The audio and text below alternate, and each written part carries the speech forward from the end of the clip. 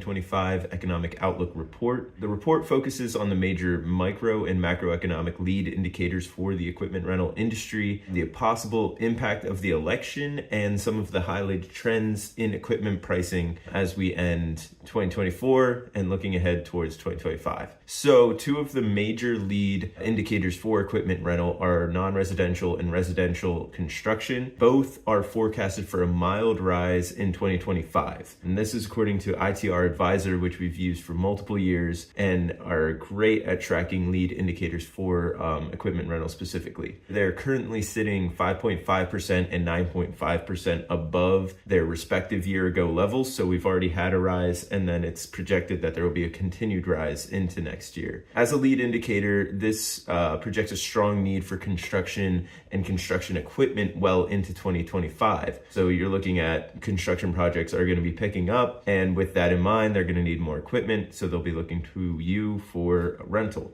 There is a softness to be aware of, and that is found in the financing of the industry. There are rising delinquency rates in commercial real estate loans, and then rising rental vacancy rates on the residential side. So both the non-residential and residential are having some loan issues and financial issues. So that is something to look out for in terms of investors not being as savvy into new projects coming up. For the first 6 months of 2025, it's looking like it's going to be an increase in growth. Now moving on to employment rates. Employment rates are sitting at 1.5% above the year ago levels. It's not equal though across America. So there's a couple of regions that are having stronger employment rates than others, and these are specifically the Southeast region and the Mountain West. So those two regions are both seeing better growth rates than most other regions, and some of the notable lacking regions, or the ones that are lagging, are the Northeast. Those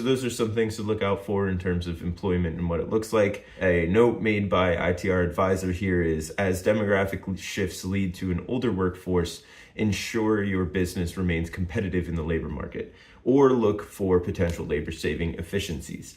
So with an older workforce, we have to be aware of retirement, people aging out of those jobs, and attracting younger workers, and also looking to save labor using new technologies such as AI, such as management softwares that can help cut out inefficiencies in your processes. And so that was mostly for the micro scale, looking specifically at the equipment rental industry, at construction. And so now moving more towards the macro scale, there's a couple of takes that ITR had in their recent November 2024 edition advisor that I thought were worthy of sharing. Regarding spending strategy, anticipated slightly more accommodative monetary policy, a still tight though easing labor market, and government spending all contribute to our expectation for reinvigorated inflation in late 2025. As such, 2025 will be an opportune time to make investments for your business, as this is a likely low point for borrowing costs for at least the next several years. So yeah, right now we are experiencing a lower point in regard to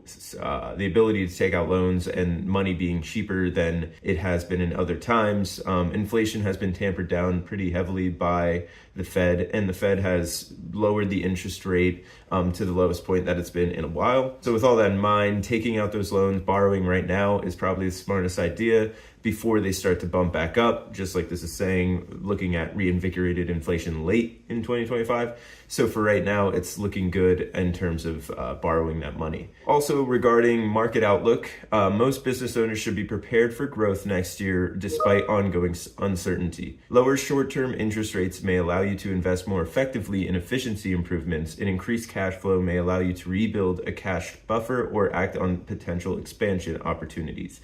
Continue to lead with confidence. So ITR is pushing a confident approach to 2025 versus sort of trepidation or an anxious approach. Despite the new political situation, they're saying continue to go on. Growth is looking great, and there's not much that can get in the way of that. But more on the political situation as we go further. And then regarding industries on the rise, annual U.S. private data center construction in September totaled $25.7 billion and is accelerating in growth. Our clients with the right specializations within the construction and utility sectors may benefit from the need to build out capacity.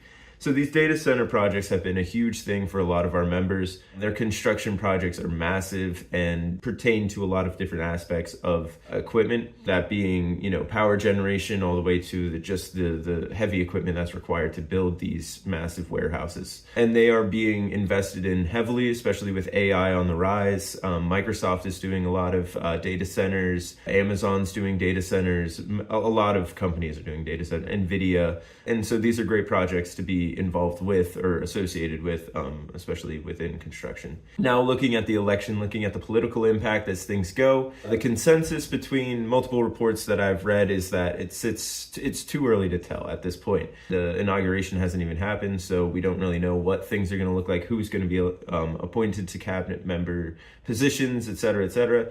But some points of interest to look out for, some topics that have been discussed pretty heavily by the incoming administration are tax policy reform, and that's specifically regarding the Tax Cuts and Jobs Act. That's the TCJA Act. TCJ Act. Corporate tax rate reductions for U.S. manufacturers. So this is looking at manufacturers getting rate reductions, therefore having hopefully cheaper products that they can put on the market. And then there's also the possible elimination of federal income tax on tips, Social Security wages, and overtime wages.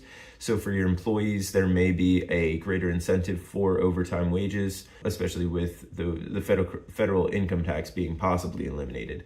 And then another big point is the raise in tariffs on Chinese, Mexican, and Canadian imports, leading to increased price in imports or a need for American substitutions. That is something that, it's sort of still out there. It's not confirmed yet. Speculation-wise, it's not really worth acting on until it's actually confirmed, because there's a lot that it takes for those to be implemented, tariffs to be implemented. So just keeping an eye out for that. And then lastly, we have received the Rouse Analytics November 2024 equipment report, and there are a couple highlights for equipment in late 2024. So you have aerial products demonstrated stable results at auction and moderate declines at retail. Telehandlers demonstrated stable results at auction and declines at retail. Small and medium earth moving demonstrated moderate declines at both auction and retail. Heavy dozers and wheel loaders demonstrated moderate declines at both auction and retail. So there's a couple of understandings of the costs and pricing on some pieces of equipment. Hope this information was helpful as you prepare for the new year, as you start to get into strategic planning or annual planning. Feel free to reach out to me or Dan if you have any questions. My email is ncrowley@peerexecutivegroups.com.